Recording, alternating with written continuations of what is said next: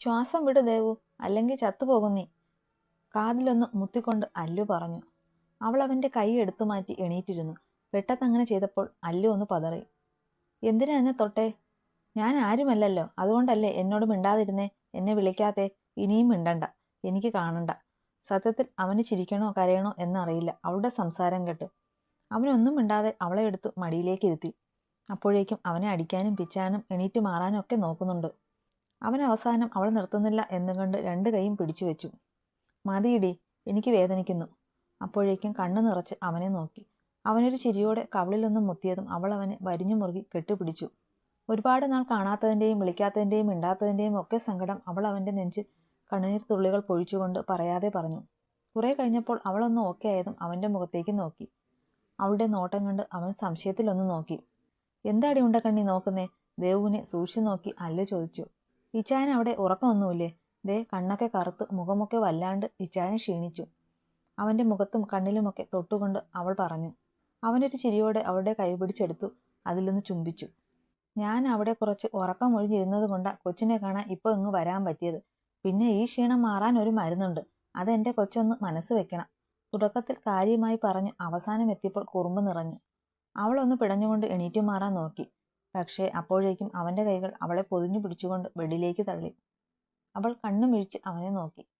നോക്കി പേടിപ്പിക്കണ്ട, കുറച്ചു നാളായി ഞാൻ പട്ടിണിയാണ്. എൻ്റെ വിശപ്പ് മാറുമ്പോൾ ഞാൻ സുഖമായി ദേ ഇവിടെ കിടന്നുറങ്ങും. അപ്പോഴേക്കും എൻ്റെ ക്ഷീണമൊക്കെ മാറും. അവളുടെ മാറിൽ തഴുകിക്കൊണ്ട് പറഞ്ഞു. അവളുടെ ഇച്ഛാനെ വീണ്ടും അറിയാൻ അവളുടെ മനസ്സുകൊണ്ട് ആഗ്രഹിച്ചിരുന്നു ആ നിമിഷം. അതിൻ്റെ ഫലമായി അവളുടെ ചുണ്ടുകൾ നാണത്തിൽ ചാലിച്ച ഒരു പുഞ്ചിരി വിരിഞ്ഞു.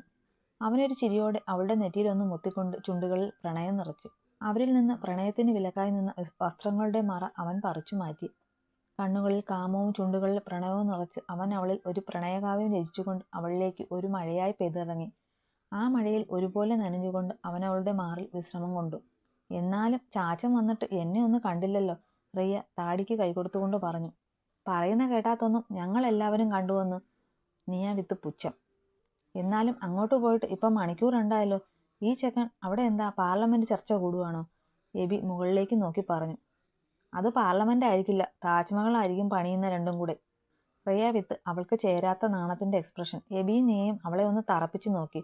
ഇവർ ഇങ്ങനെ ഓരോന്ന് സംസാരിച്ചിരിക്കുമ്പോഴാണ് അടുത്ത ആളുടെ വരവ്. എന്താ ഇവിടെ ഒരു ചർച്ച? പുറകിൽ നിന്ന് ശബ്ദം കേട്ട് മൂന്നും കൂടെ തിരിഞ്ഞു നോക്കി. ഓ, ചേട്ടായി ആയിരുന്നോ? അല്ല, എന്താ എൻഗേജ്മെന്റ് ചെക്കൻ ഇന്നിവിടെ? നേരത്തെ വന്നതാണോ അതോ മതിലെങ്ങാനും ചാടിയോ? ക്രിസ്റ്റിയെ നോക്കി റിയ ചോദിച്ചു. മോളെ, കൂടുതൽ ഊതല്ലേ. ഈ രാത്രി മതിൽ ചാടി വന്നിട്ട് എന്ത് ചെയ്യാനാണ്? നാളെ നടക്കാനിരിക്കുന്ന എൻഗേജ്മെന്റ് മാറ്റി കെട്ട് നടത്താനാണോ? ക്രിസ്റ്റി വിത്ത് പൂച്ച. ഓ, അപ്പൊ നേരെ വന്നതാ. അല്ല, എന്താ വിശേഷം? റിയ ചോദിച്ചു. ഇവിടെ നിന്റെ കല്യാണം ഉറപ്പിക്കലുണ്ട് ഇന്ന്. അതുകൊണ്ട് അടുത്ത ബന്ധുക്കൾ എല്ലാവരും ഉണ്ടല്ലോ. അതുകൊണ്ട് ഞങ്ങളോട് ഇങ്ങോട്ട് വരാൻ പറഞ്ഞു നിന്റെ അപ്പൻ. റിയ ഷോക്ക് അടിച്ച പോലെ കണ്ണു തള്ളി അവനെ നോക്കി. പക്ഷേ കുട്ടി മിണ്ടുന്നില്ല. അവളുടെ ഇരിപ്പ് കണ്ട് എല്ലാവരും ചിരിച്ചു. ഇച്ചായ, അമ്മയും പപ്പയും വന്നിട്ടുണ്ടോ? നീയെ ചോദിച്ചു. വന്നിട്ടുണ്ട്, താഴെ ഇരിപ്പുണ്ട്. നിങ്ങൾ എവിടെ എന്ന് ചോദിച്ചു പറഞ്ഞു മൂന്നും കൂടെ വട്ടമേശ സമ്മേളനമാണെന്ന്. അല്ല, റീത്ത എവിടെ? ക്രിസ്റ്റി ചുറ്റും നോക്കിക്കൊണ്ട് ചോദിച്ചു. റീത്ത ചേച്ചി താഴെയുണ്ട്, തലവേദനയായിട്ട് കിടക്കുക, റിയ പറഞ്ഞു. എന്നാ പിന്നെ നമുക്ക് താഴോട്ട് പോയാലോ? നമുക്കെല്ലാം സെറ്റാക്കി വെക്കാം. അപ്പോഴേക്കും ചെകുത്താനും പൂച്ചക്കുഞ്ഞും വരും, നീയ പറഞ്ഞു. ഡീ പൊട്ടി, ഇപ്പോൾ ഇച്ചേച്ചി പൂച്ചയല്ല, പുലിയാണ്, പുലി, റിയ പറഞ്ഞു. നേരത്തെ ഉണ്ടായ ഷോക്ക് മാറി കൊച്ചു തിരിച്ചു വന്നു. എല്ലാവരും ചിരിച്ചുകൊണ്ട് താഴേക്ക് പോകാൻ തുടങ്ങി. നീയും ക്രിസ്റ്റിയും ആദ്യം ഇറങ്ങി തൊട്ട് പുറകെ പോകാൻ നിന്ന് റിയയെ പിടിച്ച് എബി ചുവരോട് ചേർത്ത് നിർത്തി ഡോർ ലോക്ക് ചെയ്തു. എന്താ ഇച്ചായ? റിയ ചോദിച്ചു. നിനക്കെന്താടി എന്നെ ഇപ്പോൾ ഒരു മൈൻഡ് ഇല്ലാത്തെ? അല്ലെങ്കിൽ എബിച്ച എബിച്ച എന്ന് പറഞ്ഞ് പുറകെ കാണാമല്ലോ, എബി കപട ദേഷ്യത്തിൽ ചോദിച്ചു. അത് പിന്നെ ഇച്ചായൻ തിരക്കിലല്ലേ ഇപ്പോൾ, അതുകൊണ്ട് ശല്യം ചെയ്യേണ്ടെന്ന് കരുതി, റിയ പറഞ്ഞു. പൊന്നു മോളെ, കൂടുതൽ കള്ളം പറയല്ലേ. ഇതിനേക്കാൾ തിരക്ക് പിടിച്ച് നടന്നപ്പോൾ എൻ്റെ പുറകെ നടന്നവളാണല്ലോ നീ. അതൊന്നുമല്ല കാര്യം, മാറ്റെന്തോ ആണ്, എബി അവളെ സൂക്ഷിച്ചു നോക്കി പറഞ്ഞു. അത് ഇച്ചായൻ ഇഷ്ടമാണെന്ന് പറഞ്ഞ ശേഷം എനിക്ക് ഇച്ചായനെ കാണുമ്പോൾ എന്തോ ഒരു ചമ്മൽ, നാണം ഒക്കെ തോന്നുവാ. ഷർട്ടിന്റെ ബട്ടൺസ് പിടിച്ചു വലിച്ചു. അവന്റെ മുഖത്ത് നോക്കാതെ അവനോട് ചേർന്ന് നിന്നാണ് പറച്ചിൽ. അത് കേൾക്കെ അവന്റെ ചുണ്ടിൽ ഒരു കള്ളച്ചിരി വിരിഞ്ഞു. ഇതാ പറയുന്നത്, എട്ടും പൊട്ടും തിരിയാത്ത കൊച്ചു പിള്ളേരെ പ്രേമിച്ചാൽ ഇങ്ങനെ ഇരിക്കുമെന്ന്, എബി ആരോടൊന്നില്ലാതെ പറഞ്ഞു. ആരാ കൊച്ച്? ഞാനൊന്ന് മനസ്സ് വെച്ചാൽ ഇപ്പോൾ എനിക്കും ഒരു കുട്ടിയാകും, കാണണോ? റിയയുടെ ചോദ്യം കേട്ട് എബി ചിരിച്ചു. കാണണം. എബിയുടെ മറുപടി കേട്ട് റിയ കാറ്റുപോയ ബലൂൺ പോലെയായി. അവളുടെ അരയിൽ ചുറ്റിപ്പിടിച്ച കൈയുടെ മുറുക്കം കൂടിയതും അവൾ അവൻ്റെ മുഖത്തേക്ക് നോക്കി. അവൻ്റെ കണ്ണുകളിൽ ഇതുവരെ കാണാത്ത ഒരു ഭാവം തെളിഞ്ഞു. അവളുടെ മുഖം പിടിച്ചുയർത്തി അവളുടെ കണ്ണുകളിൽ നോക്കിക്കൊണ്ട് അവളുടെ ചുണ്ടുകളെ സ്വന്തമാക്കി. അവൾ ഒന്ന് പിടഞ്ഞ് ആദ്യമായവനെ തടയാൻ നോക്കി. പക്ഷേ അവളും ആ ചുംബനത്തിൽ ലയിച്ചു പരസ്പരം മുറുകെ പിടിച്ചു രണ്ടുപേരും ചുംബിച്ചു. ഒടുവിൽ അവൾക്ക് ശ്വാസം തടസ്സമായപ്പോൾ അവൻ പിന്മാറി അവളെ അവൻ്റെ മാറോട് ചേർത്ത് പിടിച്ചു. തൽക്കാലം നാണം മാറ്റാൻ ഇത് മതി മോളെ. വാ, ഇനി നിന്നാൽ ചിലപ്പോൾ നിന്റെ ഇച്ഛായം വേറെ എന്തെങ്കിലുമൊക്കെ ചെയ്തു പോകും. എൻ്റെ കൊച്ചു താങ്ങില്ല. അതുകൊണ്ട് വാ, താഴേക്ക് പോവാം. അവളെ ചേർത്ത് പിടിച്ച് നെറ്റിയിലൊന്നും മുത്തിക്കൊണ്ട് താഴേക്ക് പോയി. ആകെ ചുവന്നു തൊടുത്തു വരുന്ന റിയയെ കണ്ട് നീ അവളെ സൂക്ഷിച്ചു നോക്കി. അത് കണ്ടതും കൊച്ച് നന്നായൊന്ന് എളിച്ചു കാണിച്ചു. നീയെ പിന്നെ നേരെ നോക്കിയത് തന്നെ കണ്ണെടുക്കാതെ പ്രണയത്തോടെ നോക്കി നിൽക്കുന്ന ക്രിസ്റ്റിയാണ്. അവൻ്റെ നോട്ടത്തിൽ ഒന്ന് പതറി.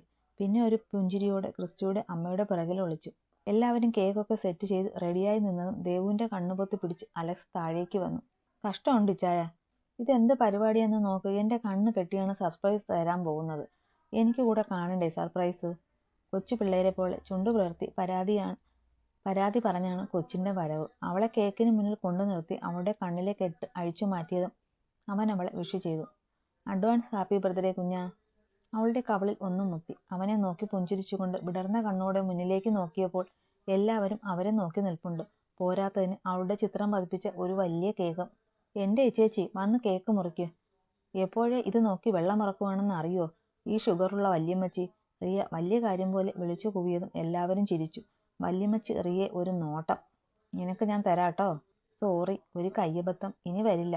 ആ എക്സ്പ്രഷനായിരുന്നു റിയയുടെ മുഖത്ത്. പിന്നെ അധിക സമയം കളയാതെ തന്നെ കേക്ക് മുറിക്കലും കൊടുക്കലും ഗിഫ്റ്റ് കൊടുക്കലും എല്ലാം കഴിഞ്ഞു. എല്ലാവരും അവൾക്ക് ഓരോ ചെറിയ ചെറിയ ഗിഫ്റ്റ് നൽകി. അലക്സ് അവൾക്കൊരു ഡയമണ്ട് സിമ്പിൾ മാലയാണ് കൊടുത്തത്. ദേവുവിന് സന്തോഷം കൊണ്ട് കണ്ണൊക്കെ നിറഞ്ഞു. അങ്ങനെ അതൊക്കെ കഴിഞ്ഞ് എല്ലാവരും പോയി. നാളെ എൻഗേജ്മെൻ്റ് അല്ലേ, അപ്പോൾ അതിൻ്റെ തിരക്കൊക്കെ കഴിഞ്ഞ് എല്ലാവരും ഇരിക്കുമ്പോൾ പിന്നെ ഈ രാത്രിയുള്ള പരിപാടി നടക്കില്ല. അതാണ് അഡ്വാൻസ് ആയിട്ട് കേക്ക് മുറിച്ച് ആഘോഷം നടത്തിയത്. ഷേ, അമ്മയോട് ഞാൻ പറഞ്ഞതല്ലേ അവിടെ ചെന്ന് വായിൽ തോന്നിയതൊന്നും വിളിച്ചു പറയരുതെന്ന്.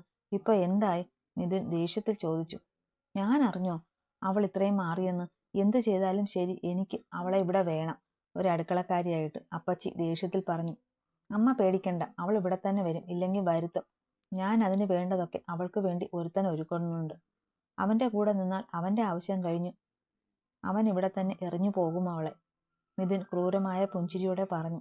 ആ സാറിൻ്റെ കൂടെ നിൽക്കണം എന്തിനും, അപ്പച്ചി പറഞ്ഞു.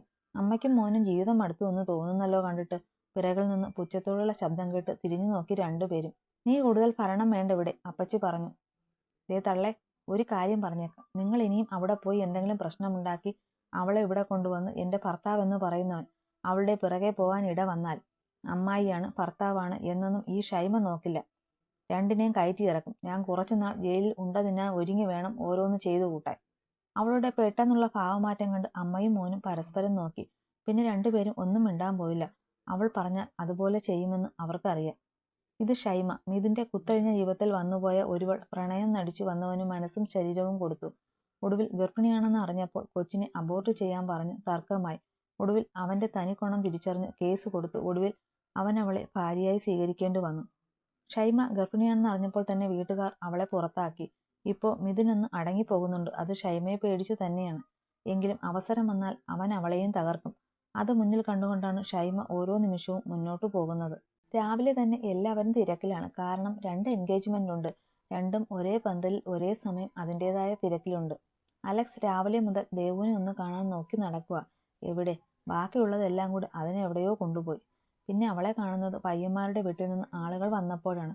ദേവു അലക്സിനെ ഒന്ന് നോക്കി. മുഖം വീർപ്പിച്ച് പിടിച്ചാണ് നിൽപ്പ്. അവൾക്ക് ചിരി വന്നു. അവൾ പതിയെ റിയയുടെ അടുത്ത് നിന്ന് വലിഞ്ഞ് അലക്സിൻ്റെ അടുത്തേക്ക് പോയി അവൻ്റെ കയ്യിൽ ചുറ്റിപ്പിടിച്ചു. അവന് വല്ലാത്ത സന്തോഷം തോന്നിയെങ്കിലും മുഖത്ത് കള്ളഗൗരവം കാട്ടി നിന്നു. ഇച്ചായ, അവൾ പതിയെ വിളിച്ചു നോക്കി. എവിടെ?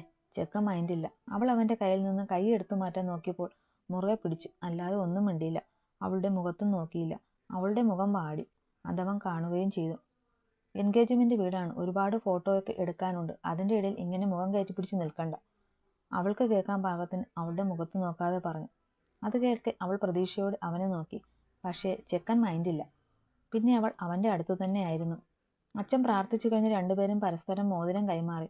പിന്നെ ഫോട്ടോ എടുക്കലായി, ബിരിയാണി കഴിക്കലായി, ബഹളമായി. പിന്നെ എല്ലാവരും യാത്ര പറഞ്ഞു പോയപ്പോൾ പിന്നെ ബന്ധുക്കളൊക്കെ ഉണ്ടായിരുന്നു. വൈകുന്നേരമായപ്പോൾ തന്നെ എല്ലാവരും ഓരോ മുറികളിൽ കയറി കിടന്നു. എല്ലാവർക്കും തലേ ദിവസത്തെ ക്ഷീണമുണ്ടായിരുന്നു. ദേവു മുറിയിലെത്തിയപ്പോൾ അല്ലു കിടന്നിരുന്നു. ദേവു അവനെ ഒന്ന് നോക്കിയിട്ട് പോയി കിടന്നു. അവളൊന്നും മിണ്ടാൻ പോയില്ല. കുറച്ചു കഴിഞ്ഞ് അവന്റെ ഭാഗത്തുനിന്ന് അനക്കമൊന്നുമില്ലെന്ന് കണ്ട് അവൾ കണ്ണു നിറയാൻ തുടങ്ങി. ആ നിമിഷം തന്നെ അവൻ അവളെ ചുറ്റിപ്പിടിച്ച് അവനോട് ചേർത്തു.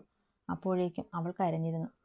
അയ്യേ, ഇതാണോ ഇവിടെ എല്ലാവരും പറഞ്ഞത്, ഇച്ചായന്റെ പൂച്ചക്കുഞ്ഞ് പുലിക്കുട്ടിയായെന്ന്? അവൾ എപ്പോഴും അവനോട് ചേർന്ന് കിടന്ന് കരച്ചിൽ തന്നെയായിരുന്നു. എന്താടി ഉണ്ടക്കണ്ണി കിടന്ന് മോങ്ങുന്നേ? അവൻ കപടദേഷ്യത്തിൽ ചോദിച്ചു. ഇച്ചായൻ എന്താ എന്നോട് മിണ്ടാതിരുന്നത്? നിനക്കതിന് ഞാൻ മിണ്ടുന്നോ ഇല്ലേ എന്നൊന്നും നോക്കാൻ നേരമില്ലല്ലോ കുഞ്ഞെ, ഭയങ്കര ബിസി ആയിരുന്നില്ലേ? അവൻ പരാതി പോലെ പറഞ്ഞതും അവൾ സൂക്ഷിച്ചു നോക്കി അവനെ. കഷ്ടമുണ്ട് ചായ, നമ്മുടെ നീയുടെ എൻഗേജ്മെന്റ് അല്ലേ, അപ്പോൾ അവളുടെ കൂടെ തന്നെ നമ്മളെല്ലാവരും വേണ്ടേ? പിന്നെ എല്ലാവരും കൂടെ വന്ന് വിളിച്ചപ്പോൾ ഞാൻ അങ്ങ് പോയി. വേറെ എങ്ങും അല്ലല്ലോ, ഇവിടെ തന്നെ ഉണ്ടായിരുന്നില്ലേ? അവൾ അവൻ്റെ കണ്ണിലേക്ക് നോക്കി പറഞ്ഞു. എനിക്ക് നിന്നെ എന്നേക്കാൾ കൂടുതൽ ആരും സ്നേഹിക്കുന്നതും ഇഷ്ടപ്പെടുന്നതും ഒന്നും ഇഷ്ടമല്ല. അവൻ മുഖം തിരിച്ചു പറഞ്ഞു. ആ, അപ്പോൾ എൻ്റെ ഇച്ചാന് കുശുമ്പ് കുത്തിയതായിരുന്നു, ഞാൻ വെറുതെ പേടിച്ചു. അവൾ അത് പറഞ്ഞ് ചിരിയോടെ തിരിഞ്ഞു. ആ, അത്രയ്ക്കായോ നിനക്ക്? എന്നെ ഇപ്പോൾ തീരെ പേടിയില്ല അല്ലേടി? അവൻ അവളുടെ കഴുത്തിൽ മുഖം അമർത്തി വെച്ചു. ഇച്ചായ? അവനൊന്ന് മൂളിക്കൊണ്ട് മുഖം അങ്ങനെ തന്നെ വെച്ചു. എന്നോട് പിണക്കം മാറിയോ? പിണക്കം മാറണോ? അവൻ്റെ ശബ്ദത്തിൽ കുറുമ്പ് നിറഞ്ഞു. അവളൊന്ന് മൂളുക മാത്രം ചെയ്തു. എന്നാ പിണക്കം മാറ്റാൻ ദേവു ഇച്ചായൻ ഒരു സമ്മാനം തരണം. എന്താ? അവൻ നിവർന്നു കിടന്നിട്ട് അവളെ എടുത്ത് നെഞ്ചിലേക്ക് കിടത്തി. പെട്ടെന്ന് എന്താ സംഭവിച്ചതെന്ന് അവൾക്ക് മനസ്സിലാക്കാൻ പറ്റില്ല. എന്താ ഇച്ചായ? അവൻ്റെ കണ്ണുകളുടെ കാന്തികതയിൽ അവളൊന്ന് വിറച്ചുപോയി. എനിക്കിതേ ഇവിടെ സ്ട്രോങ് ആയിട്ട് ഒരു ഉമ്മ, എങ്കിൽ നിന്റെ ഇച്ചായൻ്റെ പിണക്കം മാറും. അവൻ ചുണ്ടിൽ കൈവച്ചു പറഞ്ഞത് കേട്ട് ദേവു അവൻ്റെ മുഖത്തേക്ക് സൂക്ഷിച്ചു നോക്കി. മൊത്തം കള്ളത്തരം ഒളിപ്പിച്ച് കള്ളച്ചിരിയായി കിടക്കുക. നീ പിണക്കം മാറ്റുന്നോ അതോ ഞാൻ ഉറങ്ങട്ടെ? പിണക്കം മാറ്റാം. അവളുടെ മറുപടിയിൽ ചുണ്ടുകൾ നിറഞ്ഞ പുഞ്ചിരിയായിരുന്നു. ഇച്ചായൻ കണ്ണടക്കി. ഇല്ല, അതൊന്നും പറ്റില്ല. പ്ലീസ് ഇച്ചായ, ഇച്ചായൻ കണ്ണടച്ചാലല്ലേ എനിക്ക് ഉമ്മ തരാൻ പറ്റൂ. ഇല്ലെങ്കിൽ നിനക്ക് എനിക്ക് നാണമാകും. അവൻ്റെ മുഖത്ത് നോക്കാതെ അവൾ പറഞ്ഞു കഴിഞ്ഞതും അവൻ്റെ പൊട്ടിച്ചിരി മുഴങ്ങി കേട്ടു. എൻ്റെ ദേവോ, നിനക്കിതുവരെ നാണം മാറിയില്ലേ? നിന്റെ ഇച്ചായനല്ലേടി, വേറെ ആരുമല്ലല്ലോ? അവളെ കൂടുതൽ ചേർത്ത് പിടിച്ചുകൊണ്ട് ചോദിച്ചു. ഇച്ചായ? അവൾ ദയനീയമായി വിളിച്ചു. ശരി, നീ ഉമ്മ തരണ്ട, കിടന്നോ.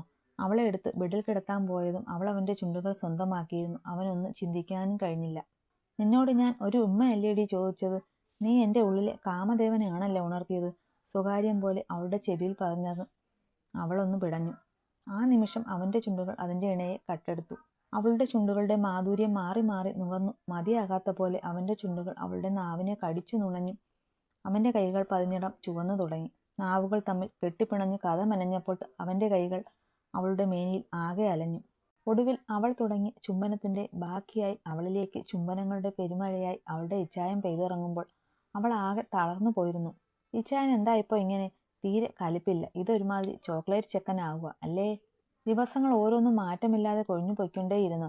റിയയും എബിയും ആരും അറിയാതെ രഹസ്യമായി പ്രണയം കൈമാറുമ്പോൾ നീയയും ക്രിസ്റ്റിയും കിട്ടിയ ലൈസൻസ് മാക്സിമം ഉപയോഗിച്ചുകൊണ്ട് തന്നെ പ്രണയിച്ചു നടക്കുവാണ്. റീത്ത ഇപ്പോൾ പഴയ ആളെയല്ല, ആകെ മാറിപ്പോയി. എൻഗേജ്മെന്റ് കഴിഞ്ഞതിൽ പിന്നെ അവൾക്ക് ആകെ ഒരു മാറ്റമാണ്. അധികം മിണ്ടാട്ടമൊന്നുമില്ല, ആരോടും ദേഷ്യമൊന്നുമില്ല. പിന്നെ ഇച്ചായനും ദേവും പഴയതിനേക്കാൾ കൂടുതൽ ഇപ്പോൾ പ്രണയിച്ചു നടക്കുന്നുണ്ട്. വല്യമ്മച്ചിക്കാണെങ്കിൽ ഇപ്പോൾ പ്രായത്തിൻ്റെതായ അസുഖങ്ങളൊക്കെ ഇപ്പോൾ ഇച്ചിരി കൂടുതലാണ്. റിയ, ദേ വരുന്നു നീയ. രാവിലെ കോളേജിൽ പോകാനുള്ള ഓട്ടത്തിലാണ് രണ്ടും കൂടെ. എന്താ പിള്ളേരെ, രണ്ടിനും എക്സാം ദിവസമെങ്കിലും ഒന്ന് നേരത്തെ ഇറങ്ങിക്കൂടെ? ജെസ്സി ചോദിച്ചു. ആൻറ്റി, ഞാൻ ഇറങ്ങി വന്നതാണ് നേരത്തെ. ദാ ഇവൾ ഹാൾ ടിക്കറ്റ് മറന്ന് എൻ്റെ ടേബിൾ വെച്ചിട്ട് അത് എടുക്കാൻ എന്നെ വീണ്ടും പറഞ്ഞയച്ചു. റിയ നീയെ നോക്കി പറഞ്ഞു. എന്തൊക്കെയായാലും കൊള്ളാം. ഞാൻ പറഞ്ഞത് രണ്ടും മറക്കണ്ട. സ്വന്തം കമ്പനികൾ ജോലി കിട്ടും. അതുകൊണ്ട് തോന്നുമ്പോൾ എക്സാം എഴുതി വരാം എന്ന് രണ്ടും വിചാരിക്കേണ്ട. അലക്സ് ഓഫീസിലേക്ക് പോകാൻ ഇറങ്ങി വരുമ്പോൾ പറഞ്ഞു. തൊട്ടുപിറകെ ഒരു ചിരിയോടെ ദേവുമുണ്ട്. പിന്നെ എല്ലാവരും കൂടെ ഫുഡൊക്കെ കഴിച്ച് യാത്ര പറഞ്ഞിറങ്ങി. എബി ഇപ്പോൾ ഒരാഴ്ചയായി നാട്ടിലില്ല കേട്ടോ. ആള് ബാംഗ്ലൂരിൽ പോയേക്കുക. ഡ്രൈവറാണ് നീയെയും റിയയും കോളേജിൽ ഡ്രോപ്പ് ചെയ്യുന്നത്. എൻ്റെ കയ്യിൽ നിന്ന് ചാടിപ്പോയതൊന്നും ഇന്നേ വരെ മറ്റാർക്കും സ്വന്തമായിട്ടില്ല, ഏതം പറഞ്ഞു. പക്ഷേ അതുപോലെയാണ് അവളെന്ന് തോന്നുന്നുണ്ടോ? നിതിൻ ചോദിച്ചു. എനിക്ക് മുന്നേ അവളെ അറിഞ്ഞത് ആ അലക്സ് പാലക്കലാണ്. അവൻ്റെ പ്രാണം പോലും അവളാണിപ്പോൾ. അവൻ അവളെ അങ്ങനെ പ്രണയിക്കട്ടെ. അവസാനം അവൻ്റെ മുന്നിലിട്ട് അവളെ എനിക്ക് സ്വന്തമാക്കണം. അപ്പോൾ ഒന്നും ചെയ്യാൻ കഴിയാതെ നിസ്സഹാവസ്ഥയിലുള്ള അവൻ്റെ കിടപ്പ് എനിക്ക് കാണണം, ഏതം പറഞ്ഞു. സാറിന് എന്താ ഇത്രയ്ക്ക് ദേഷ്യം അവനോട്? മിഥുൻ ചോദിച്ചു. ഏതെൻ്റെ കണ്ണുകൾ കുറുകി. മുഖം ദേഷ്യം കൊണ്ട് ചുവന്നു. കാരണമുണ്ട്. എൻ്റെ കുടുംബത്തിൽ എല്ലാവർക്കും പ്രിയപ്പെട്ടവനായിരുന്നു ജോജി, എൻ്റെ ഇച്ചായൻ. അവനെ ഒരു പന്ത് പോലെ എൻ്റെ മുന്നിലിട്ട് അവൻ ഞാൻ നോക്കി നിൽക്കുമായിരുന്നു. അല്ല, അന്ന് എന്നെ കൊണ്ടേ അത് സാധിച്ചുള്ളൂ. നിനക്കറിയില്ല ഈ അലക്സ് ഡേവിഡ് പാലയ്ക്കൽ കുറച്ചുനാൾ മുന്നേ ആരായിരുന്നു എന്ന്.